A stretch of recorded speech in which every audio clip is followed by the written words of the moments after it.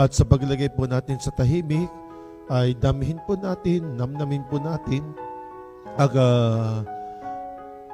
mga pasakit, mga pagpapakasakit na dinadanas o dinanas ng ating pong Panginoong Jesucristo, na kung saan sa pagpasok niya sa Jerusalem ay matagumpay, subalit ito nga po ang simula ng kanyang paghihirap o pagpapasakit para sa katubusan ng sanlibutan. Mga kapatid, ang magnanakaw ay meron din po pagkakataon na siya po ay magbago. Ano po? Ginamit lamang siya ng ating Panginoong Diyos upang matupad. Ano po? Upang matupad at masunod ang ang kaligtasan.